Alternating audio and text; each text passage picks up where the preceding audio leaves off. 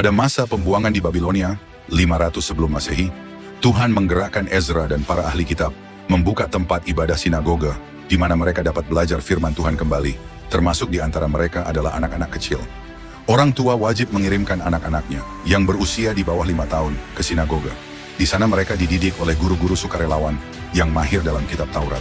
Mereka di sana dididik dan dibimbing untuk aktif berpikir dan anak-anak yang tangguh. Tradisi itu tetap dijaga sampai pada masa zaman Yesus Kristus. Sehingga bangsa Israel, bangsa yang penuh misteri, kecil tapi kuat, menyebar ke seluruh dunia, dan kemurniannya terjaga, kadang tidak bertanah air dan tak punya raja, tapi selalu menonjol dan memberi pengaruh kuat kepada dunia. Dianiaya, tapi bertahan bahkan berkelimpahan. Bangsa yang memiliki identitas yang kuat. Demikian juga yang dialami oleh Timotius, mulai dari kandungan sudah diperkenalkan kitab suci, dan hukum Taurat oleh ibunya bernama Eunika, sampai lahir.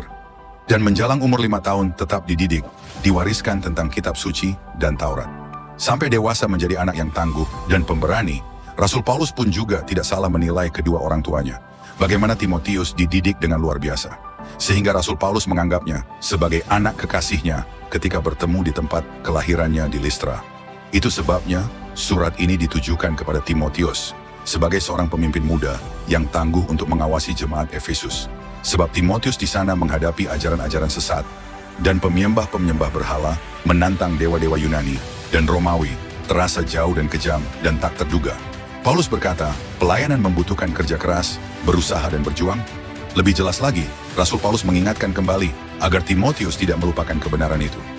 Rasul Paulus juga mengingatkan kepada kita bahwa Allah adalah hidup dan harapan kita ada di dalam Dia, bukan pada diri kita sendiri, masyarakat atau apapun yang bersifat sementara.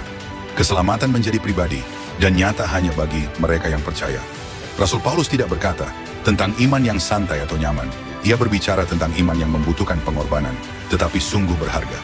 Terkadang mengikut Yesus terasa melelahkan, entah itu melayani sesama, membela kebenaran, atau sekedar setia dalam kehidupan sehari-hari. Semuanya pengaruh karena dunia ini menantang kita. Maka Rasul Paulus mengajarkan kita, teruslah maju, adalah karena harapan kita ada pada Allah yang hidup.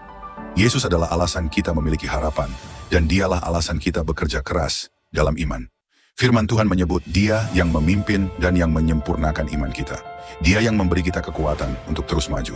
Dan akhirnya, ini mengingatkan kita bahwa kita tidak bekerja sia-sia.